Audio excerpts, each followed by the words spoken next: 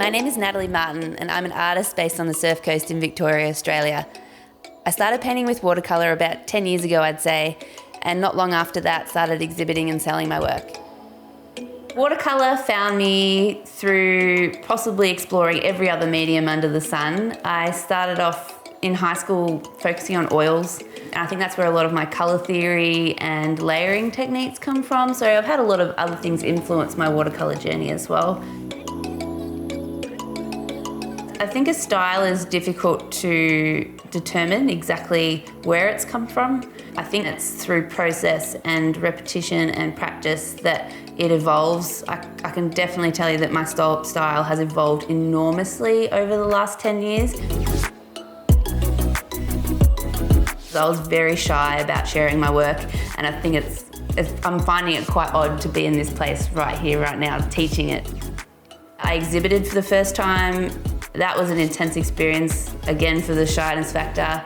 And then I've exhibited a number of times now. I have a line of prints. I've worked with multiple brands on identities and all kinds of things with watercolour. There is just the world of opportunity, and that's why I don't think I can't see an end point with my journey with watercolour, because it's just endless and there's always something new to explore, some new skill to learn.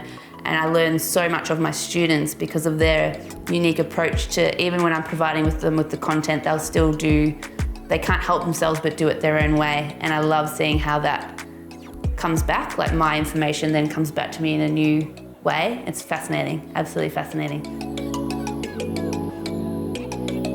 To be working full-time on my art is just sort of mind-blowing.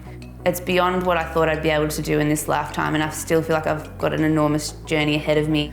I have a love of the bush and native Australian flora. I don't think it's very highly celebrated in a lot of floral communities, and there's something about it that just rings home for me. I grew up in the bush. It feels calming to me. I think that's what I'm trying to convey in the fewest strokes and colours, and you can't physically be out there all the time, and I think in our homes they're so stark and man-made that any kind of element from nature is really important.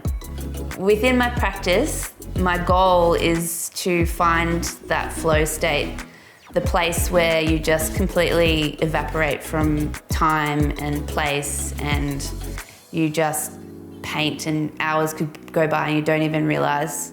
And it's actually where I get the best paintings as well, because none of those little inhibitions or distractions in life are present. They're gone, and it's just the most pure moment.